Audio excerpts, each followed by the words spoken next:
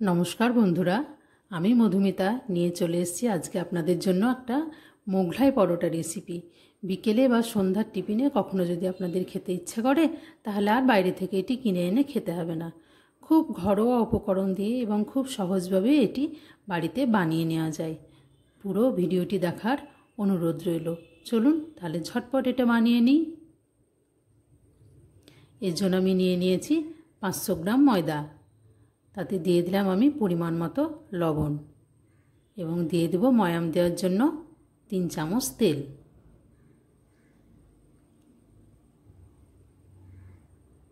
তিন চামচের বেশি তেল এখানে দেওয়ার দরকার নেই। তেলটিকে খুব ভালোভাবে হাত দিয়ে মাখিয়ে নেব ময়দার মধ্যে। তারপরে খুব অল্প অল্প জল দিয়ে একটি ডো তৈরি করে নেব। একসঙ্গে পুরো জলটা দিয়ে দেওয়া যাবে না। দেখুন আমি ডোটা তৈরি করে নিয়েছি। ডোটা কিন্তু খুব শক্ত করে মাখা যাবে না। ওপর থেকে একটু তেল বুলিয়ে এটা আধা ঘন্টার জন্য ঢেকে রাখবো। এদিকে আমি তৈরি করে নেব আলুর তরকারিটা, যেটা মোগলাই পরোটার সঙ্গে সার্ভ করা হয়। এর জন্য আমি তেল গরম করে একটু শুকনো লঙ্কা 5 ফোড়ন দিয়ে তার মধ্যে দিয়ে দিয়েছি পেঁয়াজ বাটা, রসুন বাটা এবং কাঁচা লঙ্কা বাটা। দিয়ে দিলাম পরিমাণ মতো হলুদ গুঁড়ো এবং 1 চামচ আদা বাটা।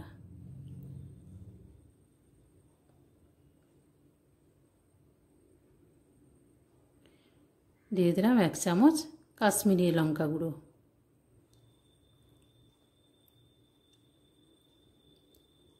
দিয়ে দিয়েছি 1 চামচ জিরে গুঁড়ো। ভালোভাবে মশলাটাকে একটু কষিয়ে নেব।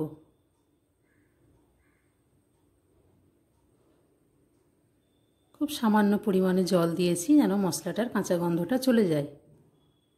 এখানে আমি এবার দিয়ে দেব আলু, যেটা আমি আগে থেকেই 5টা প্রেসার কুকারে আলু নিয়ে আমি সিদ্ধ করে রেখে দিয়েছিলাম 2টো সিটি দিয়ে। আলুগুলো দিয়ে একটু কষিয়ে নেব। সেদ্ধ করার সময় আমি অল্প একটু লবণ দিয়েছিলাম, এখানে আরও একটু পরিমাণ মতো লবণ দিয়ে দেব।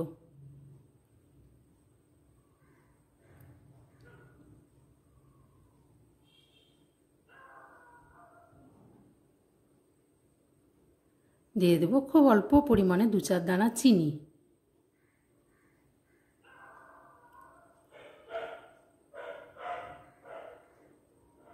1 কাপ মতো আমি জল দিয়ে দেব, যেন মশলাটা একটু মাখা মাখা হয়ে যায়।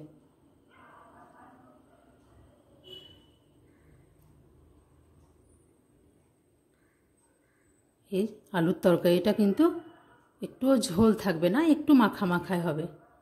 দেখুন এটা গা মাখা মাখা হয়ে গেছে। এবার উপর থেকে আমি কাঁচা লঙ্কা কুচি এবং ধনেপাতা ছড়িয়ে দেব।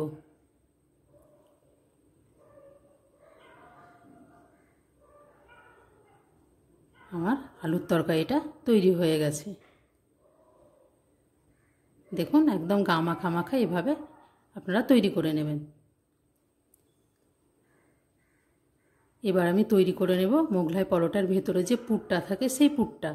তার জন্য আমি কড়াইয়ে তেল গরম করে 1 চামচ পেঁয়াজ কুচি দিয়েছি, তার মধ্যে দিয়েছি পেঁয়াজ বাটা, রসুন বাটা এবং কাঁচা লঙ্কা বাটার একটা পেস্ট।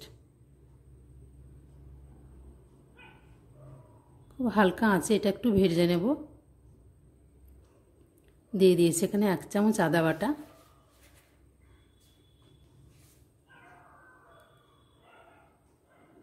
সামান্য পরিমাণে হলুদ গুঁড়ো এবং 1 চামচ আমি দিয়ে দিয়েছি ধনে গুঁড়ো। এখানে আমি জিরে গুঁড়োটা দেইনি, আপনারা চাইলে দিতে পারেন।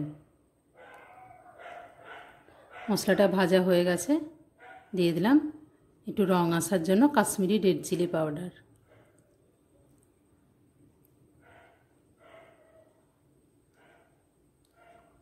মশলাটা আমার কষানো শেষ।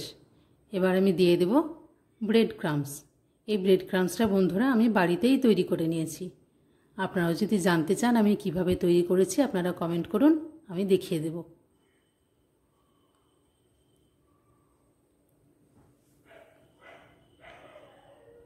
আমি এখানে অল্প পরিমাণেই মশলাটা তৈরি করেছি। যদি আরও আমার দরকার পড়ে তাহলে এখানে কিছু ব্রেড ক্রাম্বস আমি মিশিয়ে নেব।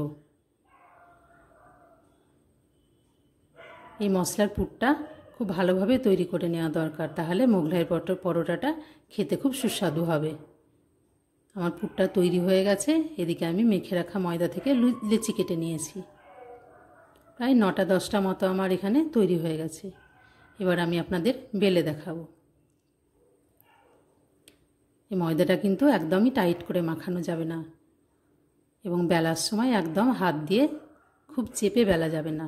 যদি আপনাদের আটকে যায় বারবার তেল বুলিয়ে নেবেন ওপরে। আপনারা দেখেই বুঝতে পারছেন আমি একদম হালকা হাতে এগুলো টানছি আর বড় হয়ে যাচ্ছে। বেশি টানলে কিন্তু এটা পুরোটাই ছিঁড়ে যাবে। দেখুন একদম হালকা হাতে আমি বেলনা দিয়ে বেলে নিচ্ছি।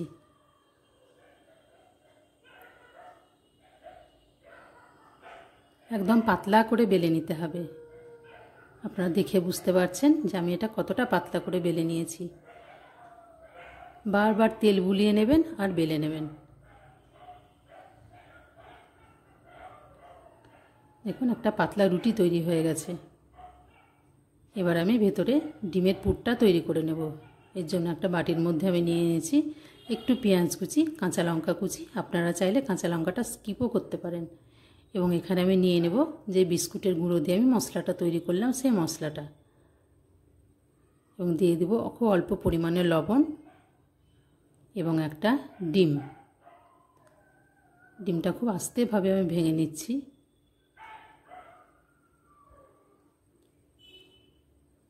এবং এই ডিমের মিশ্রণটা কিন্তু খুব জোরে জোরে ফেটালে হবে না বন্ধুরা, খুব আস্তে আস্তে মিশিয়ে নিতে হবে। খুব জোরে ফেটালে কিন্তু এই মিশ্রণটা পাতলা হয়ে যাবে, সেক্ষেত্রে এটা পুরের মধ্যে দেওয়া যাবে না।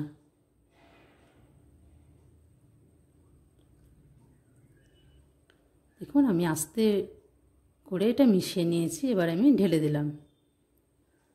চামচ দিয়ে এভাবে চারিদিকে ছড়িয়ে দিতে হবে। প্রথমে সাইড দুটোকে একটু ভাঁজ করে নিতে হবে, তাহলে এর আকারটাও খুব সুন্দর হবে। দেখেই বুঝতে পারছেন ঠিক আমি কতটা পাতলাভাবে বেলে নিয়েছি। ঠিক এভাবেই পাতলা করে বেলে নিতে হবে, তাহলে ভিতরটা কাঁচাও থাকবে না এবং ফুলবে খুব সুন্দর। এদিকে আমি একটা প্যানের মধ্যে তেল গরম করতে দিয়েছি। হিটটাকে একদম লোতে রেখে আমি এগুলো ভেজে নেব। দেওয়ার সময় যদি কোথাও ভাঁজ পড়ে যায় তাহলে দুটো চামচ দিয়ে এভাবে সোজা করে নেবেন, এবং উপর থেকে এভাবে চামচ দিয়ে একটু করে তেল দিয়ে দিতে হবে, তাহলে খুব ভালোভাবে ফুলে উঠবে।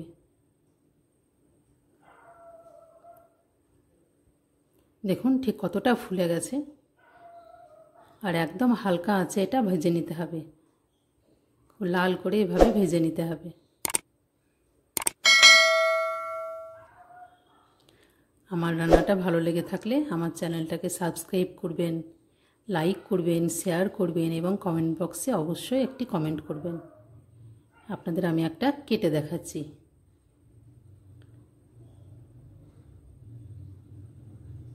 এই পদ্ধতিতে কিন্তু আমি সব পরোটাগুলো ভেজে নিয়েছি। দেখুন ভেতরটা কতটা ফাঁপা হয়েছে, কোথাও কাঁচা নেই, একদম দোকানের মতো পারফেক্ট তৈরি হয়েছে। আপনারা আমার পদ্ধতিতে তৈরি করুন এবং খেয়ে আমাকে কমেন্ট বক্সে অবশ্যই জানান কেমন হয়েছে।